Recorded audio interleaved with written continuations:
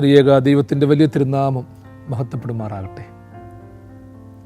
വൈസല്യ സഹോദരങ്ങളെ,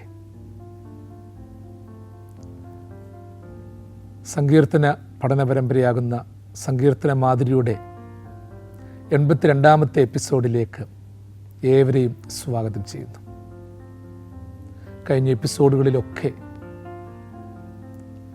ദൈവവചനം, സാക്ഷ്യം പങ്കുവയ്ക്കുവാൻ ദൈവം തന്ന അവസരത്തെ നന്ദിയോടെ സ്തോത്രം ചെയ്യുന്നു.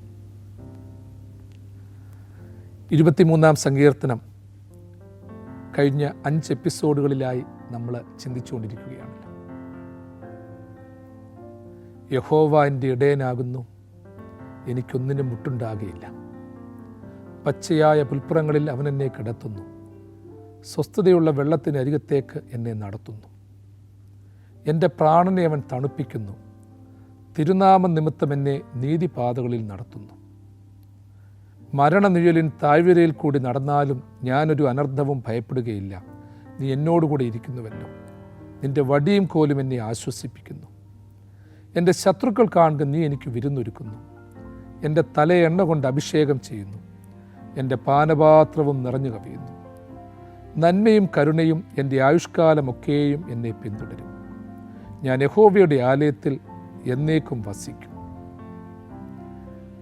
ഇന്നത്തെ എപ്പിസോഡിലെ ധ്യാനത്തിന് വേണ്ടി നമ്മൾ അതിൻ്റെ അവസാനത്തെ വാക്യം, 6-ാമത്തെ വാക്യം,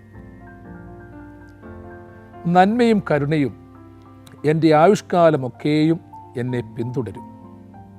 ഞാൻ യഹോവയുടെ ആലയത്തിൽ എന്നേക്കും വസിക്കും. നന്മയും കരുണയും എന്നായുസ്സിൽ നിശ്ചയമായി എന്നെ പിന്തുടരും. സ്വർഗീയ ആലയം തന്നിലെ ഞാൻ ദീർഘകാലം വസിക്കും ശുഭമായി. നന്മയും കരുണയും എന്നായുസ്സിൽ നിശ്ചയമായി എന്നെ പിന്തുടരും. സ്വർഗീയ ആലയം തന്നിലെ ഞാൻ ദീർഘകാലം വസിക്കും ശുഭമായി. യാഹെന്ന ദൈവമെന്നിടയനാഹോ, യാതൊരു കുറവുമില്ലെനിക്കിനിയും. നമ്മുടെയൊക്കെ പൂർവികര് തലമുറകളായി പറഞ്ഞു തന്ന, പഠിപ്പിച്ച, സ്നേഹത്തോടെ ഉപദേശിച്ച ഈ വചനങ്ങളൊക്കെ ആവർത്തിച്ചു പറയുമ്പോഴും പഠിപ്പിക്കുമ്പോഴും കേൾക്കുമ്പോഴുമൊക്കെ നമ്മളുടെ മനസ്സിനൊരു വലിയ കുത്തലുണ്ടാകണം. നമ്മളൊക്കെ ഇതൊക്കെ ഒത്തിരി കേട്ടിട്ടുണ്ടെങ്കിലും കേൾക്കാനുള്ളത് പലതുമുണ്ടെന്ന് ഓർക്കണം. ഈ വാക്യങ്ങൾ ഓരോന്നും ജീവിത പ്രമാണമായി തീരണം. 23-ാം സങ്കീർത്തനം പഠിക്കുന്ന ഓരോ വ്യക്തിയും ആ സങ്കീർത്തനത്തിലെ ഓരോ അനുഭവങ്ങളും ശരീരത്തിനുള്ള പോഷകമായി സ്വീകരിക്കണം. അത് രക്തത്തിൽ ലയിച്ചു ചേരണം. അതിലെ ഓരോ സാക്ഷ്യങ്ങളും അത് വെറും വാചകങ്ങളായിട്ടല്ല, ഒരു വലിയ ജീവിത സത്യമായി, പ്രമാണമായി ഏറ്റെടുക്കുകയും പഠിപ്പിക്കുകയും ചെയ്യണം. പഴയകാലത്ത് പറയാറുണ്ട്, ഒരു കൊച്ചു കുഞ്ഞ് അവൻ്റെ ജീവിതത്തിൽ വിവിധങ്ങളായ ഘട്ടങ്ങളിലൂടെ വളർന്നു വരുമ്പോൾ 23-ാം സങ്കീർത്തനത്തിൽ നിന്ന് കേൾക്കുന്ന അനുഭവങ്ങൾ അവൻ്റെ ജീവിതത്തിനൊരു ദർശനമായിട്ട് മാറാൻ തക്കവണ്ണം സാധിക്കണം. 23-ാം സങ്കീർത്തനത്തേക്കാൾ ചെറിയ സങ്കീർത്തനങ്ങളുണ്ട്. 23-ാം സങ്കീർത്തനത്തേക്കാൾ ലളിതമായ വാക്യങ്ങളോടുകൂടിയ സങ്കീർത്തനങ്ങളുമുണ്ട്. എന്നിട്ടും 23-ാം സങ്കീർത്തനം കാണാതെ പഠിക്കണം എന്നൊക്കെ നമ്മുടെ പിതാക്കന്മാർ തീരുമാനിച്ചിട്ടുണ്ടെങ്കിൽ അതിൻ്റെ പിന്നിൽ അത്രമാത്രം ശ്രേഷ്ഠമായ അനുഭവമുണ്ട്. 23-ാം സങ്കീർത്തനം നമ്മൾ 6 എപ്പിസോഡുകളിലായിട്ടാണ് ധ്യാനിച്ചുകൊണ്ടിരുന്നത്. ഇന്ന് 6-ാമത്തെ എപ്പിസോഡിൽ നന്മയും കരുണയും എൻ്റെ ആയുഷ്കാലമൊക്കെയും എന്നെ പിന്തുടരും. ഞാൻ യഹോവയുടെ ആലയത്തിൽ എന്നേക്കും വസിക്കും എന്ന് ദാവീദ് സാക്ഷിക്കുമ്പോൾ, ദാവീദിനെയും അല്ലെങ്കിൽ അങ്ങനെയുള്ള അധികാരിയായ ദാവീദിനെയും ആട്ടിടയനായ ദാവീദിനെയും ഒക്കെ നമ്മൾ മറന്നിട്ട് ഒരു ഭക്തൻ്റെ ജീവിതത്തിലെ ഒരു വലിയ സാക്ഷ്യം, ഒരു സമർപ്പണം, അതായത് ഒരു വലിയ പ്രാർത്ഥനയുടെ ഒരു സമാപ്തഭാവം, യഹോവ എൻ്റെ ഇടയനാകുന്നു എന്ന് തുടങ്ങി വിവിധങ്ങളായ കാര്യങ്ങൾ പറഞ്ഞ് ആ സങ്കീർത്തനത്തിൽ ഒത്തിരി കാര്യങ്ങളുണ്ട്. ശാസ്ത്രമുണ്ട്, ധാർമ്മികതയുണ്ട്, മതമുണ്ട്, തത്വചിന്തയുണ്ട്, വൈകാരിക ഭാവങ്ങളുണ്ട്. ഇതെല്ലാം പറഞ്ഞിട്ട് ആ പ്രാർത്ഥനയ്ക്ക് അവിടെ ഒരു സമാപ്തം ഇടുകയാണ്. ആ സമാപ്തം എന്ന് പറയുന്ന ഓർത്തോണം, ഇതെല്ലാം പാലിച്ചു വരുമ്പോൾ കിട്ടുന്ന ഒരു വ്യക്തിക്ക്, കിട്ടുന്ന ഒരു വിശ്വാസിക്ക് കിട്ടുന്ന ഒരു വലിയ സന്തോഷത്തിൻ്റെ അനുഭവം. നന്മയും കരുണയും എൻ്റെ ആയുഷ്കാലമൊക്കെയും എന്നെ പിന്തുടരും എന്ന് വെച്ചാൽ സമ്പത്ത് പിന്തുടരുമെന്നല്ല, ഭൗതിക സമാധാനം പിന്തുടരുമെന്നല്ല. നന്മ, കരുണ ഇവ എൻ്റെ ആയുഷ്കാലമൊക്കെയും എന്നെ പിന്തുടരും എന്ന് വെച്ചാൽ ഒരു പ്രത്യേക കാലഘട്ടത്തിലേക്കല്ല. നമ്മളൊക്കെ ഇന്നൊരു ടൈം ബൗണ്ടഡ് ലൈഫ് നയിക്കുന്നവരാണ്. ജോലി ചെയ്യാനൊരു നിശ്ചിത സമയം, പ്രവർത്തിക്കാനൊരു സമയം, എല്ലാത്തിനും ഒരു ഡെയിലി റൊട്ടീൻ നമുക്കുണ്ട്. സ്കൂളിൽ വിദ്യാർത്ഥികൾ പോയാൽ അവർക്ക് യൂണിഫോം ഉണ്ട്, അവർക്കൊരു സിലബസ് ഉണ്ട്, പരീക്ഷയ്ക്ക് സിലബസ് ഉണ്ട്. അല്ലെങ്കിൽ ഒരാൾ കൂടെ പോകാമെന്ന് പറഞ്ഞാൽ ഞാൻ ഇത്ര നേരം നിങ്ങളുടെ കൂടെ ഉണ്ടാകും, പഠിപ്പിക്കുന്ന അധ്യാപകൻ ഇത്ര സമയം പഠിപ്പിക്കും, ഒരു ഓഫീസിലെ ഒരു സ്റ്റാഫ് ഇത്ര മണിക്കൂർ വർക്ക് ചെയ്യും. അല്ലെങ്കിൽ മാതാപിതാക്കളാണെങ്കിലും സഹോദരങ്ങളാണെങ്കിലും അവർ സ്നേഹിക്കുന്നുണ്ടെങ്കിലും ഒരു നിശ്ചിതമായൊരു സമയം പറയും, ഒരു ടൈം ലിമിറ്റുണ്ട്. എല്ലാത്തിനും ഒരു ടൈം ലിമിറ്റുണ്ട്. അത് കഴിഞ്ഞു കഴിഞ്ഞാൽ അവരാരുമില്ല. അതുകൊണ്ടല്ലേ നമ്മൾ പറയാറുള്ളത്, ഇനി ആരൊക്കെ എവിടം വരെയൊക്കെ ഉണ്ടെങ്കിലും കല്ലറ വരെ മാത്രമേ ഉള്ളൂ. അത് ജീവിത പങ്കാളിയാണെങ്കിലും മക്കളാണെങ്കിലും കൊച്ചുമക്കളാണെങ്കിലും ഒക്കെ. നമ്മൾക്കൊക്കെ ഈ ലോകത്തിൽ നിന്ന് പലപ്പോഴും പലരും പറയാറുണ്ട്, അധികാരത്തിലിരിക്കുന്നവർ പറയാറുണ്ട്, ചുമതലയിലിരിക്കുന്നവർ പറയാറുണ്ട്, ഈ ചുമതല വിട്ടൊഴിയാൻ ഞാൻ ആഗ്രഹിക്കുന്നില്ല. അതിൻ്റെ കാരണമെന്ന് പറയുന്നത് ഞാൻ കഷ്ടപ്പെട്ടുണ്ടാക്കിയതാണ്, കടമെടുത്തുണ്ടാക്കിയതാണ്, ഈ വീട്ടിൽ നിന്ന് പോകാൻ ആഗ്രഹിക്കുന്നില്ല, ഇത് കൊടുക്കാൻ ആഗ്രഹിക്കുന്നില്ല, മറ്റൊരുവനെയും കൂടെ സ്വീകരിക്കാൻ ആഗ്രഹിക്കുന്നില്ല, കാരണം എൻ്റെ ചോരയും നീരുമാണ്. എന്നാൽ ദൈവം വിളിച്ചാൽ ഈ ലോകത്തിൽ നിന്ന് പോയി കഴിഞ്ഞാൽ പോയല്ലേ പറ്റത്തുള്ളൂ. വീടിട്ട് പോയേ പറ്റത്തുള്ളൂ, അധികാരം ഇട്ടിട്ട് പോയേ പറ്റത്തുള്ളൂ, ചുമതലകൾ ഇട്ടിട്ട് പോയേ പറ്റത്തുള്ളൂ. ഇവിടെ പറയുന്നത് നമ്മൾക്ക് പ്രത്യേകിച്ച് ശ്രദ്ധിച്ചോണം, നന്മയും കരുണയും ആയുഷ്കാലം ഒക്കെയും എന്നെ പിന്തുടരും. അതായത് ഒരു സമയത്തേക്കല്ല, ആയുഷ്കാലം എന്ന് പറയുമ്പോൾ ഭൗതിക ആയുഷ്കാലം എന്നല്ല. അതുകൊണ്ട് തന്നെ ആയുഷ്കാലം എന്ന് പറയുന്നത് കാലത്തിനപ്പുറം ഒരു കാലമുണ്ട്, ഈ ഭൗതികതയ്ക്ക് അപ്പുറം ഒരു കാലമുണ്ട്. നമ്മൾ ഈ മെറ്റാഫിസിക്സ് എന്നൊക്കെ പറയത്തില്ലേ, അതായത് ഫിസിക്കൽ വേൾഡിന് അപ്പുറമായൊരു തലമുണ്ട്. ഈ ലോക ജീവിതത്തിലെ 50, 60, 80 വർഷത്തിനപ്പുറമായൊരു കാലവും സാഹചര്യവുമുണ്ട്. ഇതൊക്കെയും എന്നെ പിന്തുടരും എന്ന് വെച്ചാൽ ദൈവത്തോടൊപ്പം ജീവിക്കുന്ന, ദൈവത്തോടൊപ്പം യാത്ര ചെയ്യുന്ന, ദൈവത്തെ സ്നേഹിക്കുന്ന ഒരു വ്യക്തിയുടെ ജീവിതാനുഭവങ്ങളിൽ ദൈവത്തിൻ്റെ കൃപകൾ അത് വീണ്ടും പിന്തുടർന്നുകൊണ്ടിരിക്കും. ഇന്ന് നമ്മുടെ സമൂഹത്തിൽ ചില വ്യക്തിത്വങ്ങളുണ്ട്, ചിലരുടെ പേരുകൾ ഉയർന്നു കേൾക്കുന്നുണ്ട്. നന്മ ചെയ്യുന്നവരുടെ സുഗന്ധം ഇപ്പോഴുമുണ്ട്. അവരെ ഓർത്ത് മറ്റുള്ളവർ കരയുന്നുണ്ട്, അവരെ സ്നേഹിക്കുന്നുണ്ട്, അവരുടെ നന്മകൾ വാഴ്ത്തുപാട്ടുകളായി പാടുന്നുണ്ട്. കാരണം ദൈവത്തിൻ്റെ കൃപ കാലങ്ങൾക്കപ്പുറമായി അവരെ പിന്തുടരുന്നത് കൊണ്ടാണ് ചിലരെ നമ്മൾ നീതിമാന്മാരും ശുദ്ധിമാന്മാരും എന്ന് വിലയിരുത്തുന്നത്, നല്ലവരെന്ന് വിലയിരുത്തുന്നത്. അതേസമയം താൽക്കാലികമായി മാത്രം മറ്റുള്ളവരുടെ മുൻപിൽ കണ്ണിൽ പൊടിയിട്ടുകൊണ്ട് ജീവിക്കുന്നവരെ സംബന്ധിച്ചിടത്തോളം ആയുഷ്കാലം ഒക്കെയും പിന്തുടരുമെന്ന് പറയാൻ പറ്റത്തില്ല. അങ്ങനെ പിന്തുടരുന്ന ഒരു അനുഭവമില്ല. ലക്ഷ്മിയും അസ്ഥിരയല്ലോ മനുഷ്യർക്ക്, നിൽക്കുമോ യൗവനവും പുനരദ്രവം എന്നല്ലേ എഴുത്തച്ഛൻ പാടിയിട്ടുള്ളത്. അതെ, ഐശ്വര്യം പോലും എന്നും നിൽക്കത്തില്ല, ലക്ഷ്മി പോലും എന്നും നിൽക്കത്തില്ല എന്ന് വെച്ചാൽ ഇതൊന്നും സ്ഥിരമുള്ളതല്ല. അപ്പോൾ ആ പശ്ചാത്തലത്തിൽ നിന്നുകൊണ്ടാണ് നന്മയും കരുണയും എൻ്റെ ആയുഷ്കാലമൊക്കെയും എന്നെ പിന്തുടരും. അതെന്തൊക്കെ പിന്തുടരും? ഒന്ന് നന്മ. നന്മയെന്ന് പറയുന്നത് ഇതിലെപ്പോഴും ഓർത്തോണം, നമ്മളെല്ലാ കാര്യങ്ങളും വിലയിരുത്തുമ്പോൾ, ഒരു കാര്യത്തെക്കുറിച്ച് വിലയിരുത്തുമ്പോൾ എന്നെ പിന്തുടരുമെന്ന് പറഞ്ഞാൽ അപ്പോൾ എൻ്റെ നന്മ എന്നെ പിന്തുടരുമെന്നാണോ? എൻ്റെ കരുണ എന്നെ പിന്തുടരുമെന്നാണോ? അല്ല, ദൈവത്തിൻ്റെ നന്മ എന്നിൽ വസിച്ചുകൊണ്ട് പിന്തുടരും. ഈ ദൈവത്തിൻ്റെ കരുണയെന്ന് പറയുമ്പോൾ നമ്മളെപ്പോഴും വിലയിരുത്തേണ്ട ഒരു പ്രധാനപ്പെട്ട കാര്യമാണ് ദൈവത്തിൻ്റെ കരുണയിൽ സങ്കേതപ്പെടുക. നമ്മളൊക്കെ എത്ര മിടുക്കന്മാരും സമർത്ഥന്മാരുമാണെങ്കിലും ഒരു കാര്യം ചിന്തിച്ചോണം, നമ്മളിൽ എത്ര നന്മയുണ്ടെങ്കിലും ഒരു കാര്യം ആലോചിച്ചോണം, ദൈവത്തിൻ്റെ നന്മയുടെ മുൻപിൽ എൻ്റെ നന്മയൊന്നുമില്ല. ഈ പെരുന്നാളുകൾക്കും ഉത്സവങ്ങൾക്കുമൊക്കെ ചെണ്ട കൊട്ടുന്ന പാരമ്പര്യം നമ്മൾ കണ്ടിട്ടുണ്ട്. ചെണ്ട കൊട്ടും. അപ്പോൾ ഈ ചെണ്ട കൊട്ടുമ്പോഴേ ഇത് താളമേളങ്ങൾ പതക്കങ്ങളോടുകൂടി അങ്ങ് കയറിപ്പോകുക, താളപ്പെരുക്കങ്ങളങ്ങ് കൂടും. അപ്പോൾ അതങ്ങ് പെരുക്കി അതിശക്തമായൊരു ഉന്മാദാവസ്ഥയിലെത്തും. ഏറ്റവും അവസാനം ഈ കൊട്ടുന്നവൻ അത് നല്ല ഭക്തിയോടെ കൊട്ടുന്ന ആ പ്രമാണം പിന്തുടരുന്നവരെ നമ്മൾ ശ്രദ്ധിച്ചാൽ അറിയാം, വ്രതത്തോടുകൂടിയായി ചെണ്ടയൊക്കെ കൊട്ടുന്ന ചില മനുഷ്യർ. അപ്പോൾ എന്നിട്ട് കൊട്ടി അവസാനം തലയങ്ങ് കുനിക്കുകയാണ്, ഒരു പ്രത്യേക രീതിയിൽ അടിച്ചടിച്ചടിച്ചടിച്ച് നിർത്തുകയാണ് ചെയ്യുന്നത്.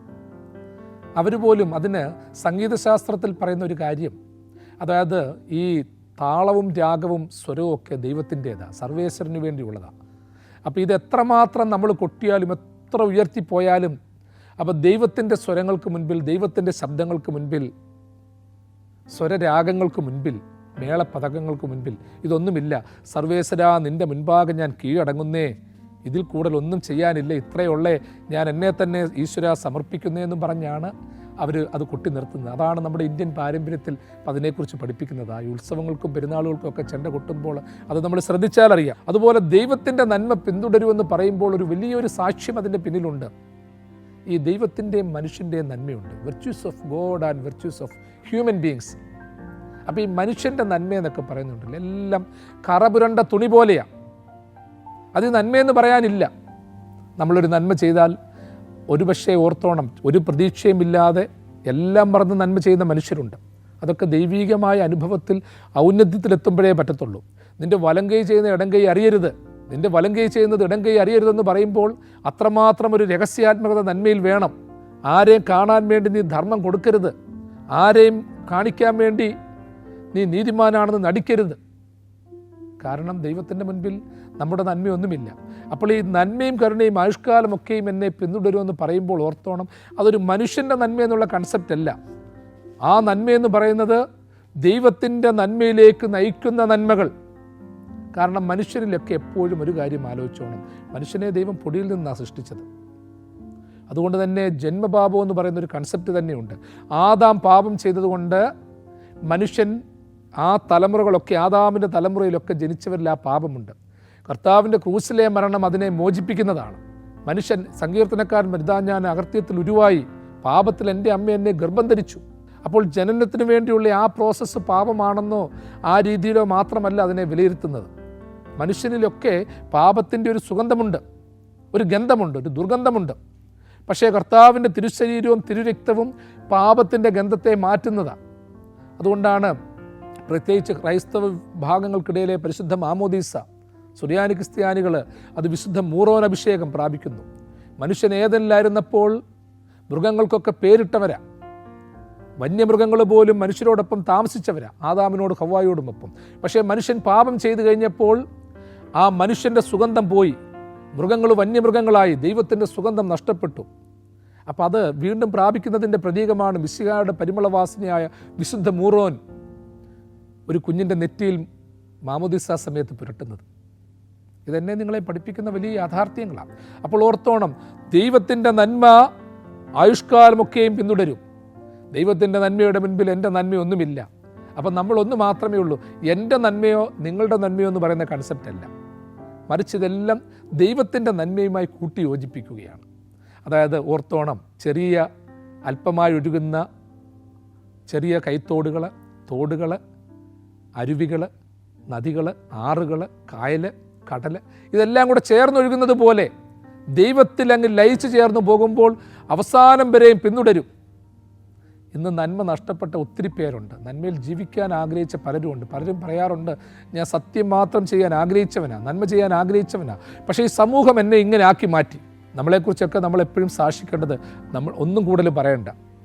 മലങ്കര ഓർത്തഡോക്സ് സഭയിലെ ദിവംഗതനായ വന്യനായ ഫാദർ ഡോക്ടർ ടി.ജെ. ജോഷുവാച്ചന്, അദ്ദേഹത്തിൻ്റെ അവസാന ഘട്ടത്തിൽ അദ്ദേഹം പലരോടും പങ്കുവെച്ച ഒരു കാര്യം, അദ്ദേഹം പറയുകയായിരുന്നു, എന്നെക്കുറിച്ച് നിങ്ങൾ കൂടുതലൊന്നും പറയണ്ട, ഞാനൊന്നും കൂടുതലായിട്ട് ചെയ്തിട്ടില്ല, ഒറ്റ കാര്യം ഓർത്താൽ മതി, പറഞ്ഞാൽ മതി, ദൈവം ഉപയോഗിച്ച ഒരു മനുഷ്യന് മാത്രം പറഞ്ഞാൽ മതി.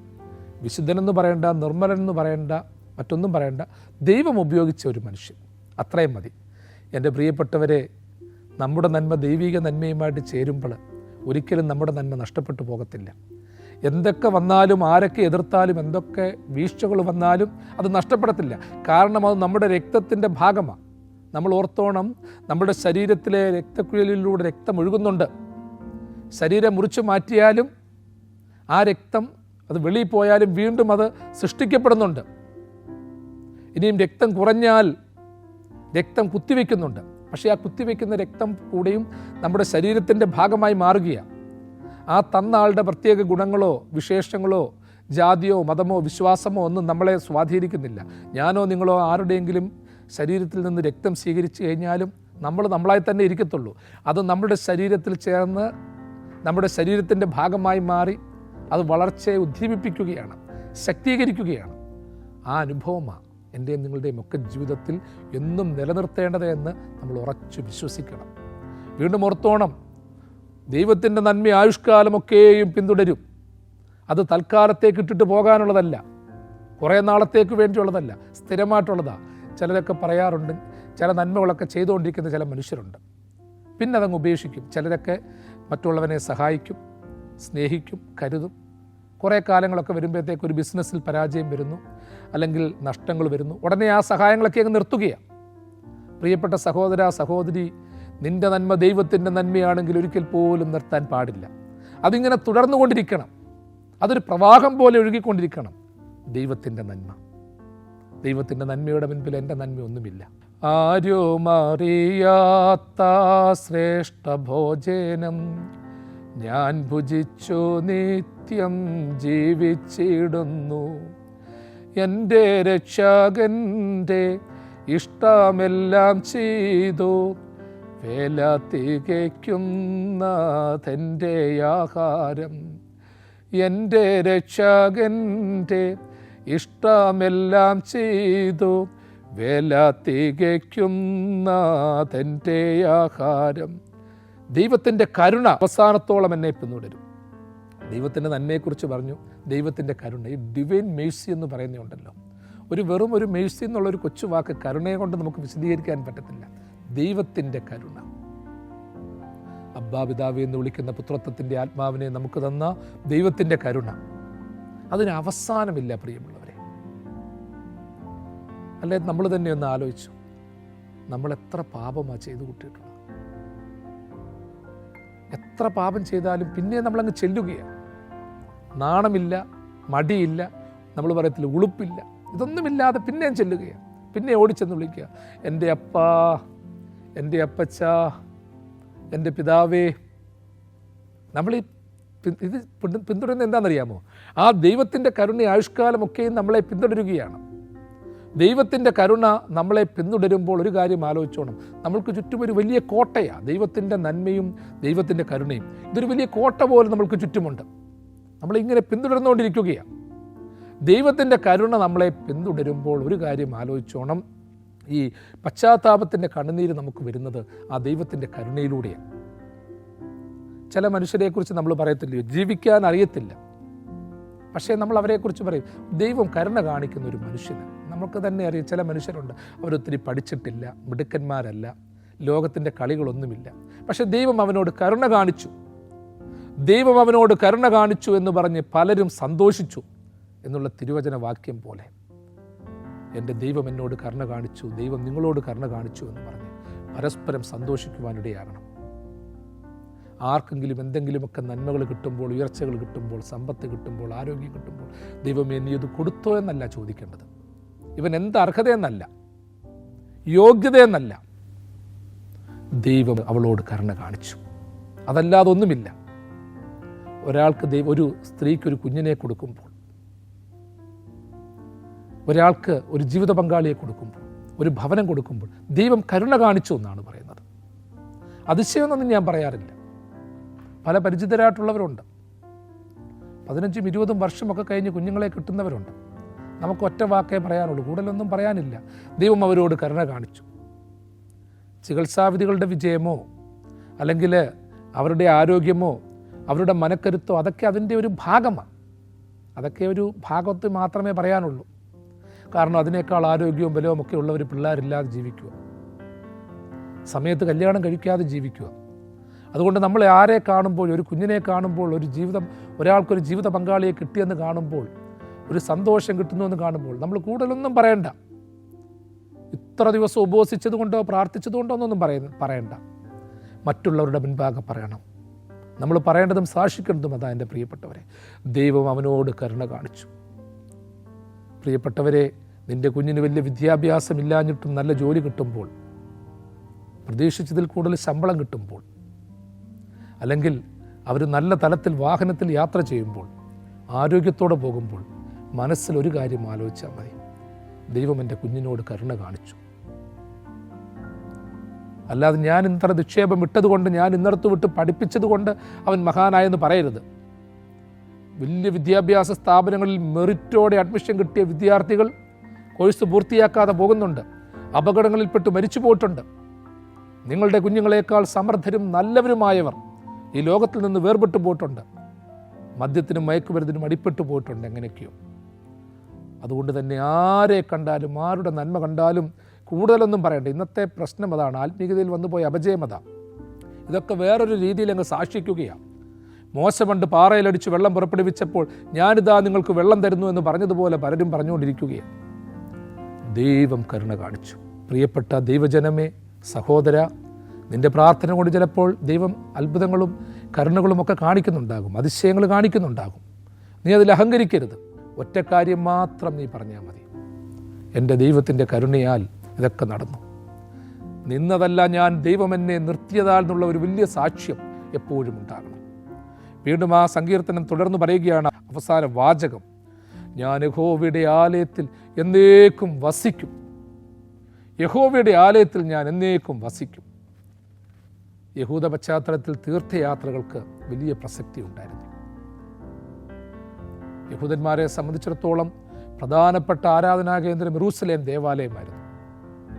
സിനഗോഗുകൾ പലതുണ്ടായിരുന്നു. അവർക്ക് കുടുംബപരമായ ആരാധനാ കേന്ദ്രങ്ങളുണ്ടായിരുന്നു. ഇതൊക്കെ പഴയ നിയമ കാലഘട്ടത്തിലെ പ്രത്യേകതകളാണ്. യഹോവയുടെ ആലയത്തിൽ ഞാൻ എന്നേക്കും വസിക്കും. ഒരു ഭക്തൻ എന്താ കൂടുതൽ പറയാനുള്ളത്? ഞാൻ യഹോവയുടെ ആലയത്തിൽ എന്നേക്കും വസിക്കും. ഈ യഹോവയുടെ ആലയം എന്ന് പറയുമ്പോൾ ദൈവത്തോടൊപ്പമുള്ള ഒരു വാസം, ദൈവകരുണയിലുള്ള വാസം, വിശുദ്ധ ആരാധനാലയത്തിലുള്ള വാസം, ഇതെല്ലാം ഉണ്ട്.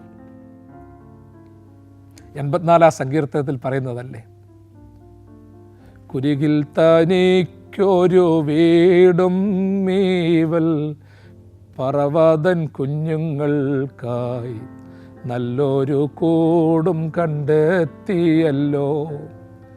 കുരികിൽ തനിക്കൊരു വീടും മീവൽ പറവതൻ കുഞ്ഞുങ്ങൾക്കായി നല്ലൊരു കൂടും കണ്ടെത്തിയല്ലോ. അതെ, സേനയിലധിപനായ ദൈവം, അവൻ്റെ ആലയത്തിലുള്ള വാസം ഏറ്റവും ശ്രേഷ്ഠമാണ്. പഴയ നിയമത്തിലൊരു പ്രത്യേകതയുണ്ട്: ഒരു മനുഷ്യനെ കൊല്ലാൻ വിധിച്ചാലും അവൻ ഓടിച്ചെന്ന് ദേവാലയത്തിൽ കടന്ന് യഹോവയുടെ സാക്ഷ്യത്തിൻ്റെ കൊമ്പുകളിൽ പിടിച്ചാൽ, ആലയത്തിൻ്റെ കൊമ്പുകളിൽ പിടിച്ചാൽ, അവൻ ഇറങ്ങി വരുന്നതുവരെയും അവനെ കൊല്ലരുതെന്നാണ്. അവൻ അവിടെ തന്നെ നിൽക്കണമെന്നാണ്. എന്നാൽ ദാവീദിൻ്റെ സൈന്യാധിപനായിരുന്ന യോശിയാവിന് അതിനുള്ളൊരു ഭാഗ്യം പോലും കിട്ടിയില്ല. ശലോമോൻ രാജാവായി. തൻ്റെ പിതാവിൻ്റെ ഇഷ്ടപ്രകാരം അവൻ സമാധാനത്തോടെ പോകാൻ പാടില്ല എന്നുള്ള താല്പര്യപ്രകാരം അവനെ കൊല്ലുവാൻ ശലോമോൻ തീരുമാനിച്ചു. വാർത്ത അറിഞ്ഞ് അവൻ ഓടിപ്പോയി ദൈവത്തിൻ്റെ ആലയത്തിൻ്റെ കൊമ്പിൽ പിടിച്ചു. ഇറങ്ങി വരാൻ പറഞ്ഞിട്ടും വന്നില്ല. ഞാൻ മരണപ്പെടുന്നെങ്കിൽ എൻ്റെ ദൈവത്തിൻ്റെ ആലയത്തിൽ പിടിച്ചുകൊണ്ട്, കൊമ്പുകളിൽ പിടിച്ചുകൊണ്ട് മരണപ്പെടട്ടെ എന്ന് പറഞ്ഞ് മരണം പ്രാപിച്ചു. അങ്ങനെ ഒരു മരണത്തെക്കുറിച്ചേ പഴയ നിയമം പറയുന്നുള്ളൂ. പഴയ നിയമകാലത്തിൽ ആദ്യം പറയുന്നത് യഹോവയുടെ ആലയത്തിൻ്റെ കൊമ്പുകളിൽ പിടിച്ചാൽ അവൻ കൊല്ലപ്പെടരുത്. അവസരങ്ങൾ നഷ്ടപ്പെട്ട, സാഹചര്യങ്ങൾ നഷ്ടപ്പെട്ടവൻ്റെയൊക്കെ ഒരു രക്ഷാകേന്ദ്രമായിരുന്നു യഹോവയുടെ ആലയം. എൻ്റെ നിങ്ങളുടെയും ഒക്കെ ജീവിതത്തിൽ ചിന്തിച്ചു കൊള്ളണം. നമ്മളുടെയൊക്കെ ആരാധനാ കേന്ദ്രങ്ങളുണ്ട്, നമ്മളൊക്കെ സ്നേഹിക്കുന്ന ആരാധനാ കേന്ദ്രങ്ങൾ. തീർച്ചയായിട്ടും അത് പരിപാലിക്കപ്പെടണം, അത് സംരക്ഷിക്കപ്പെടണം, വൃത്തിയായി സൂക്ഷിക്കണം. ദേവാലയ ആരാധനകൾ നമ്മൾ സംബന്ധിക്കണം. വീട്ടിലിരുന്ന് പ്രാർത്ഥിച്ചാലും ദൈവം കേൾക്കും. പക്ഷേ ദൈവത്തിൻ്റെ ആലയം, ആരാധനാലയം, പിതാക്കന്മാരുടെ കണ്ണുനീരുകൾ വീണ് കിടക്കുന്ന സ്ഥലം, രക്തത്തുള്ളികൾ പോലെ ഇന്നും അത് കിടക്കുന്ന സ്ഥലം, ചോരയുടെയും നീരിൻ്റെയും കണ്ണുനീരിൻ്റെയും ഗന്ധമുള്ള സ്ഥലം, അവിടെ നമ്മൾ പോകണം, പ്രാർത്ഥിക്കണം. യഹോവയുടെ ആലയത്തിൽ എന്നേക്കും വസിക്കുമെന്ന് പറയുമ്പോൾ ഇവിടെ കൊണ്ട് തീരുന്നില്ല. എൻ്റെ കർത്താവ് രാജാതി രാജാവായി എഴുന്നള്ളുമ്പോൾ അവൻ്റെ ആലയത്തിൽ പാർക്കുന്ന സ്ഥലം, വെള്ളനിലയെങ്കിലും ഗുരുത്തോലയും പിടിച്ചുകൊണ്ട് അവനെ ആരാധിക്കുവാനുള്ള സ്ഥലം. പാട്ടുകാരൻ പാടിയതുകൊണ്ടാണ്: വെക്കം തന്മാണാവാട്ടി ആക്കിടുമെന്നെ അന്ന് കൈക്കു പിടിച്ചു നാട തീക്കൊണ്ടു പോകുന്നവൻ ലോകമെനിക്കു വൈരി ലോകമെന്നെ വെറുത്താൽ ശോകമുണ്ടെനിക്കതിൽ ഏതും ഭയപ്പെടാ ഞാൻ യേശുവെന്നടിസ്ഥാനം ആശ്രയമാവേനത്രേ ആശ്വാസത്തിൻ പൂർണ്ണത യേശുവിൽ കാണുന്നേൻ ഞാൻ. ആശ്വാസത്തിൻ്റെ പൂർണ്ണത യേശുവിൽ കണ്ടിടുന്ന ഒരു അനുഭവം അതുണ്ടാകണം.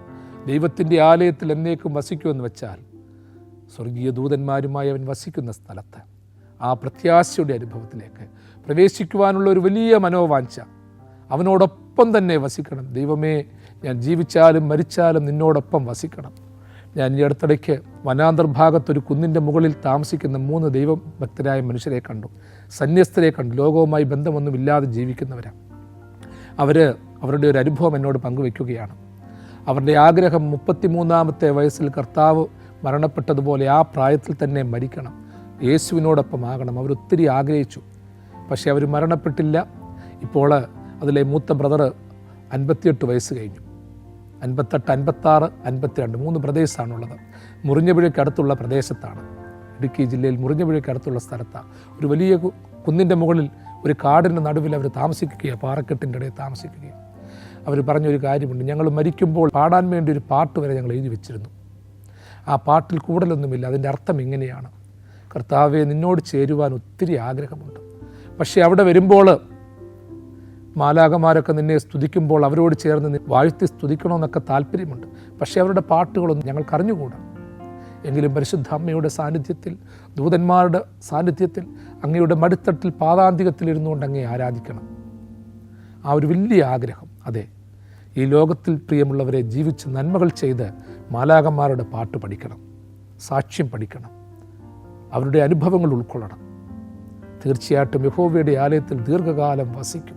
അവനോടൊപ്പമായിരിക്കുന്ന ആ വാസം, ആ നവയെറുസലേം പട്ടണം തന്നിലെ വാസം, അതിന് തുല്യമായിട്ടൊരു വാസമില്ല.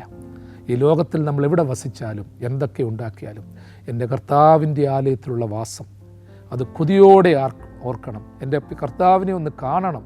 ഇവിടെ ആയിരിക്കുന്നവരൊക്കെ കർത്താവിൻ്റെ രാജ്യത്തിൽ കാണണം, അവനോടൊപ്പം വസിക്കണം. ആ പ്രത്യാശയോടെ നമുക്ക് ജീവിക്കാം. 23-ാം സങ്കീർത്തന പഠനം ആ നന്മയിലേക്കും സിദ്ധിയിലേക്കും സത്യയിലേക്കും നയിക്കുവാൻ ദൈവം ഇടയാക്കട്ടെ. ദൈവം തൻ്റെ വലങ്കരം നീട്ടി നിങ്ങളെല്ലാവരെയും സദാകാലവും വാഴ്ത്തി അനുഗ്രഹിക്കുമാറാകട്ടെ.